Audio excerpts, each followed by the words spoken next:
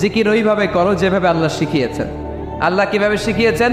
ওয়াজকুরু রাব্বাকুম ফি নাফসিক। দেখেন জিকির করার পদ্ধতি কোরআন থেকে শোনেন। মনে মনে করো, তাদাররুআন সবিনয়ে করো, খিফাতান ভীত বিহবল চিত্তে করো, দুনাল জাহরি মিনাল কওল অনুচ্চ স্বরে, বেশি আওয়াজ করে লাফালাফি করো না। এটা হচ্ছে জিকির করার পদ্ধতি। জিকির করার পদ্ধতি আল্লাহর হাবিব শিখালেন, আহাব্বুল কালামি ইলাল্লাহি আরবাআ, আল্লাহর কাছে সবচেয়ে প্রিয় কথা কয়টি? 1 নাম্বার সুবহানাল্লাহ, 2 নাম্বার আলহামদুলিল্লাহ, 3 নাম্বার লা ইলাহা ইল্লাল্লাহ, 4 নাম্বার আল্লাহু আকবার। এর চেয়ে শ্রেষ্ঠ জিকির আর হতে পারে?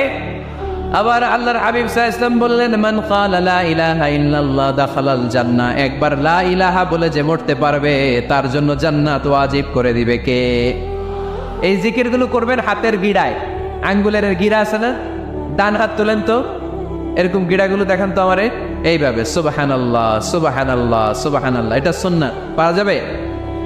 আব্দুল্লাহ ইবনে আমর ইবনুল আস বলেন, রাআইতু রাসূলুল্লাহি সাল্লাল্লাহু আলাইহি ওয়াসাল্লাম ইয়াকিদু তাসবিহা বিয়ামিনি, আমি নিজ চোখে আল্লাহ রাসূল সাল্লাল্লাহু আলাইহি ওয়াসাল্লামকে ডান হাতের গিড়াতে এরকম তাসবিহ পড়তে দেখেছি।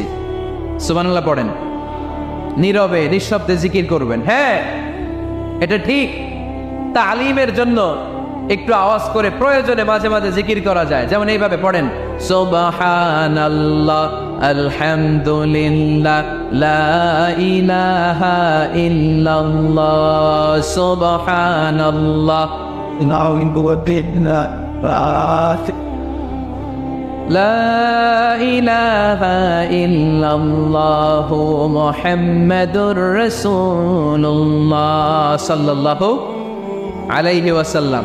এই যে আপনাদেরকে এখন আমি তালিম দিলাম, এই তালিমের উদ্দেশ্যে সুন্দরভাবে অল্প আওয়াজে জিকির করা যায়, কিন্তু চিৎকার চেঁচামেচি করে, আমার দিকে তাকান, এদিকে তাকান, চিৎকার চেঁচামেচি করে লাফালাফি করে জিকির করা যাবে? জিকির করতে করতে প্যান্ডেলের বাঁশের মাথায় ওঠা যাবে? যিনি জিকির পরিচালনা করতেছেন ওনার ঘাড়ে ওঠা যাবে? যাবে?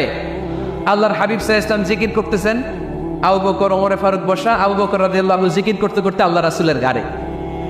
হাদিসে আছে না এগুলা? কথা কয় না। আল্লাহর হাবিব সাল্লাল্লাহু আলাইহি ওয়াসাল্লাম তাসবিহ পড়তেছেন, ওমর ফারুক জিকির করতে করতে এশকের ঠেলায় আল্লাহর নবীর কান্দে। গোটা বিশ্বের কোন হাদিসের কিতাবে এই পন্থায় জিকির দেখানো যাবে?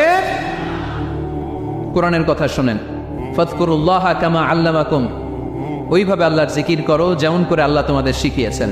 কোন হাদিস দেখাতে পারবেন যে আবু বকর রাদিয়াল্লাহু তাআলা আনহু জিকির করতে করতে, আরব দেশে সৌদিতে ছিল খেজুর গাছ, জিকির করতে করতে খেজুর গাছের আগায়, ওমরে ফারুক খেজুর গাছের আগায়, তো এগুলো পেলেন কোথায়? কেন এগুলো করেন? আল্লাহর হাবিব সাল্লাল্লাহু আলাইহি ওয়াসাল্লাম না, আল্লাহর হাবিব সাল্লাল্লাহু আলাইহি ওয়াসাল্লাম যেভাবে জিকির শিখিয়েছেন আমরা ওইভাবে করব। বরকত দিবে কে? 5 নাম্বার নফল ইবাদত, দান খয়রাত করব। রাজি আছেন? গোপন দান, গোপন দান আল্লাহর রাগ কমায় দেয়। কোনো কারণে আমার রব যদি আমার উপর রেগে থাকে, আমি গোপন দান করলে ওই রাগটা মুহূর্তে ঠান্ডা হয়ে যায়।